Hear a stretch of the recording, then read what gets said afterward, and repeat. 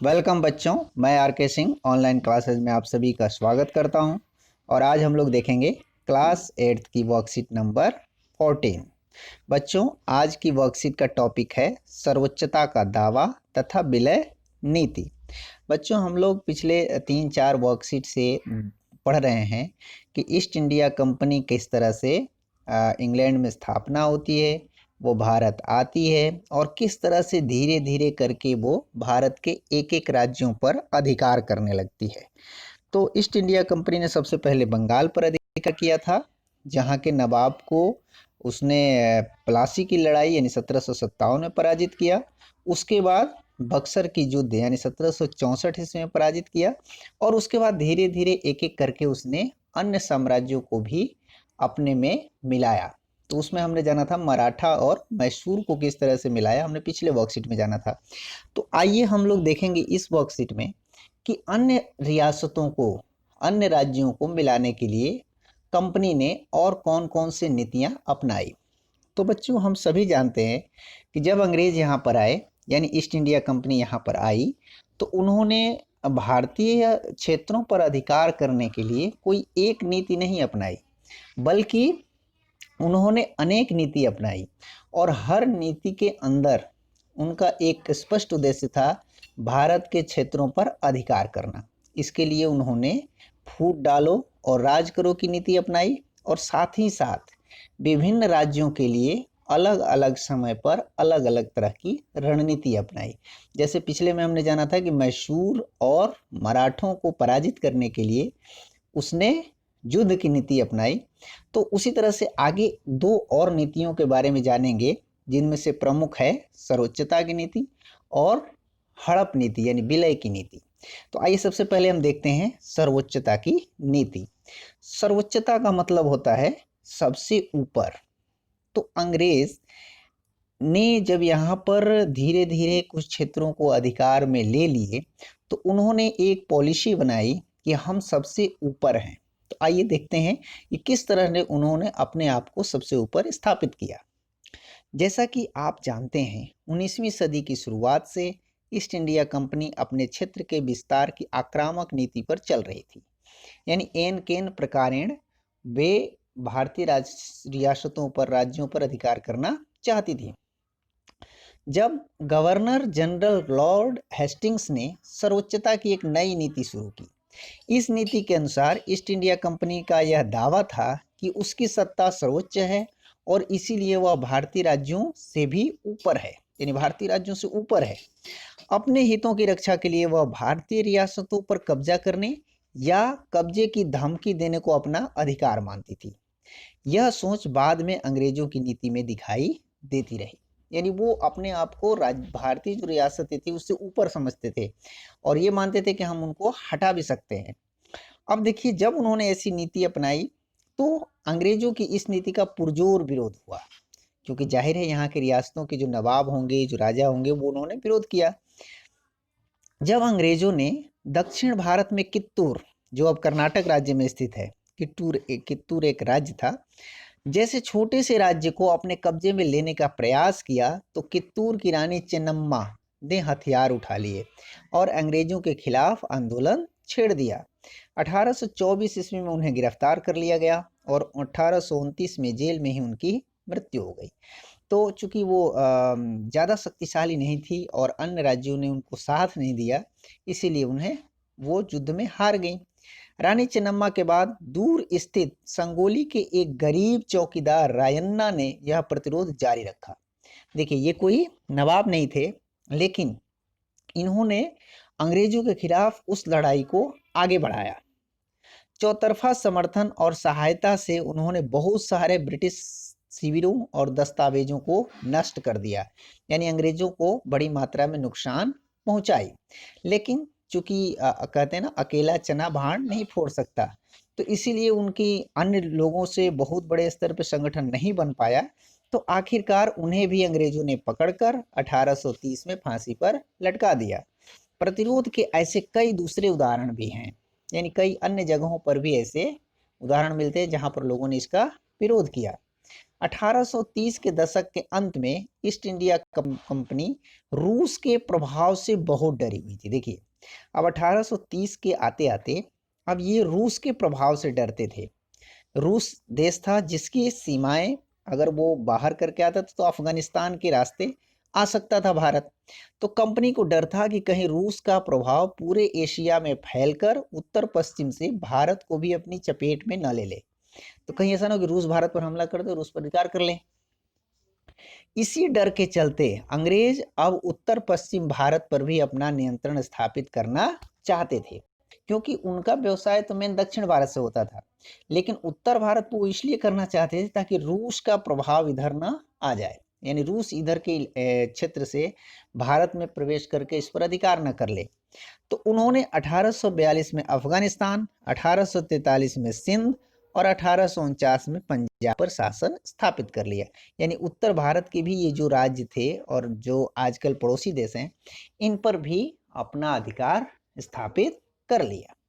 तो इस तरह से अंग्रेजों ने दक्षिण भारत के साथ साथ उत्तर भारत के हिस्सों में भी अधिकार कर लिया, क्योंकि वो रूस के प्रभाव से डरते थे और उनका मानना था कि हमें रूस के यानी जो स्थल मार्ग से भारत में इन्वेंशन हो सकता है उससे भारत को सुरक्षित रखना है। तो उम्मीद है आपको ये सुरक्षितता की नीति समझ में आ गई होगी। तो आइए अब देखते हैं विलय नीति। विलय नीति नाम से ही स्पष्ट हो रहा है, विलय करना, मिला लेना। ठीक है, इसको इंग्लिश में डॉक्ट्रिन ऑफ लैप्स भी कहा जाता है, डॉक्ट्रिन ऑफ लैप्स, या इसको एक नाम कहते हैं हड़प नीति, हड़पना, हड़पना। अब देखिए इसमें स्पष्ट हो जाएगा। अधिग्रहण की आखिरी लहर 1848 से 1856 के बीच गवर्नर जनरल बने लॉर्ड डलहौजी के शासनकाल में चली। यानी लॉर्ड डलहौजी भी बड़ी तेजी से राज्यों को अपने में मिलाना शुरू किया। लॉर्ड डलहौजी ने एक नई नीति अपनाई जिसे विलय नीति का नाम दिया गया। यह सिद्धांत इस तर्क पर आधारित था कि अगर किसी शासक की मृत्यु हो जाती है तो उसका कोई पुरुष वारिस नहीं है तो उसकी रियासत हड़प ली जाएगी, यानी कंपनी के भूभाग का हिस्सा बन जाएगी। इस सिद्धांत के आधार पर एक के बाद एक करके कई रियासतों को अंग्रेजी राज्य में मिला लिया गया, जिनमें से प्रमुख थे सतारा जिसे 1848 में मिलाया गया, संबलपुर, उदयपुर, नागपुर, झांसी और अंग्रेजों के हाथ में चली गई। तो झांसी के बारे में हम जानते भी, झांसी की रानी की चर्चित हैं और उसे हम जानते भी हैं क्योंकि झांसी की जो राजा थे उनका एक दत्तक पुत्र था, यानी उनका वो अपना पुत्र नहीं था बल्कि गोद लिया हुआ पुत्र था। तो अंग्रेजों ने उसे वारिस नहीं माना और इसी हड़प नीति यानी विलय नीति को लागू करके उन्होंने झांसी पर अधिकार कर लिया था, जिसका कि वहाँ की झांसी की रानी ने विरोध किया था और युद्ध भी लड़े थे। ठीक है, आखिरकार 1856 में कंपनी ने अवध को भी अपने नियंत्रण में ले लिया। देखिए, अब जहाँ पर ये दोनों नियम लागू नहीं हुए वहाँ पर उन्होंने कुछ और भी अजीब अजीब से तर्क गढ़ करके वो अधिकार में कर लेते थे, क्योंकि उनका उद्देश्य था कि किसी भी बहाने बना करके भारतीय राज्यों पर अपना अधिकार जमा लेना। तो अब देखिए 1856 में जब उनको ये विलय नीति का मसौदा नहीं बनता था, यानी वहां पर उस नवाब के वारिस था, तो उन्होंने क्या किया, यहाँ पर एक अलग तरह का शिगुफा छोड़ा। और ये क्या तर्क दिया, इस बार अंग्रेजों ने एक नया तर्क दिया। उन्होंने कहा कि वह अवध की जनता को नवाब के कुशासन से आजाद कराने के लिए कर्तव्य से बंधे हुए हैं। यानी अंग्रेजों ने कहा कि हमारा कर्तव्य है कि अवध के जो नवाब हैं उनका कुशासन से हम यहाँ की जनता को बचाएं। तो हम अगर अवध को अपने कब्जे में ले रहे हैं तो हम खुद नहीं ले रहे, बल्कि हम जनता को इनके नवाब से बचाने के लिए, जनता की सेवा के लिए ले रहे हैं। इसीलिए वे अवध पर कब्जा करने को मजबूर हैं। अपने प्रिय नवाब को जिस तरह से गद्दी से हटाया गया उसे देखकर लोगों में गुस्सा भड़क उठा, जबकि लोग वहां के तो समझते थे कि अंग्रेजों की ये नीति है कि नवाब को हटा करके हम वहां पर कब्जा कर लें। तो वहां के लोग भड़क उठे और अवध के लोग भी 1857 के महान विद्रोह में शामिल हो गए। तो इन्हीं सारी चीजों को चलते हुए जो रियासतों के राजा थे उन्होंने विद्रोह कर दिया, जैसे झांसी की रानी और कई जगह से मिलकर के हम लोग आगे पढ़ेंगे 1857 के विद्रोह के बारे में। तो उस विद्रोह का कारण ये सारी घटनाएं थी। तो उसमें अवध के लोग भी, यानी अवध के नवाब और अवध के लोग भी उसमें शामिल हो गए। तो बच्चों आज हम लोगों ने जाना अंग्रेजों की सर्वोच्चता की नीति और विलय नीति, और साथ ही साथ उन्होंने किन किन तरीकों से फूट डालो और राज करो की नीति अपनाते हुए भारत के रियासतों पर अपना अधिकार जमाया। तो आइए अब देखते हैं प्रश्नों के उत्तर। पहला प्रश्न है, सर्वोच्चता की नीति क्या थी? सर्वोच्चता की नीति किसके नेतृत्व में शुरू की गई? तो इसका उत्तर ऐसे लिख सकते हैं आप, सर्वोच्चता की नीति के अनुसार ईस्ट इंडिया कंपनी का यह दावा था कि उसकी सत्ता सर्वोच्च है और इसीलिए वह भारतीय राज्यों से भी ऊपर है। अपने हितों की रक्षा के लिए वह भारतीय रियासतों पर कब्जा करना या धमकी देना अपना अधिकार मानते थे। सर्वोच्चता की नीति ईस्ट इंडिया कंपनी के गवर्नर जनरल लॉर्ड हेस्टिंग्स के नेतृत्व में शुरू की गई। नेक्स्ट प्रश्न देखते हैं, विलय नीति का सिद्धांत क्या था? यह सिद्धांत अनैतिक क्यों था? तो इसका उत्तर लिख सकते हैं, लॉर्ड डलहौजी ने विलय नीति की शुरुआत की। इसे हड़प नीति भी कहा जाता है। इसके अनुसार अगर किसी शासक की मृत्यु हो जाती है और उसका कोई पुरुष वारिस नहीं है तो उसकी रियासत हड़प कर ली जाएगी, यानी कंपनी उसे अपने अधिकार में ले लेगी। यह नीति भारतीय रियासतों को अंग्रेजी शासन में लाने के लिए अपनाई गई थी, इसीलिए यह एक अनैतिक नीति थी।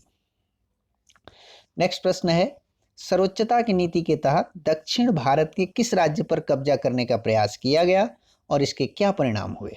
तो इसका उत्तर है, सर्वोच्चता की नीति के तहत दक्षिण भारत के कित्तूर राज्य को अपने कब्जे में लेने का प्रयास किया गया, जिसके खिलाफ वहां की रानी चेन्नम्मा ने युद्ध छेड़ दिया, परंतु अंततः इसे अंग्रेजी राज्य में मिला लिया गया।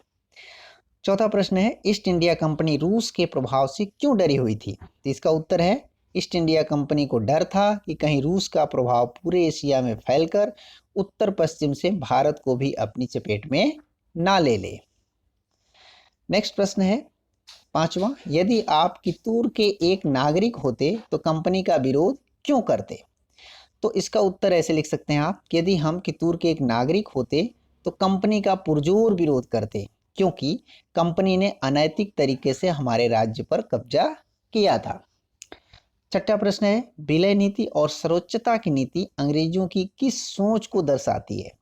तो इसका उत्तर है, विलय नीति और सर्वोच्चता की नीति अंग्रेजों की इस सोच को दर्शाती है कि वह किसी भी तरह भारत के राज्यों को अपने अधिकार में लेना चाहते थे, ताकि वे यहाँ के संसाधनों का शोषण कर अधिक से अधिक धन उगाही कर सकें।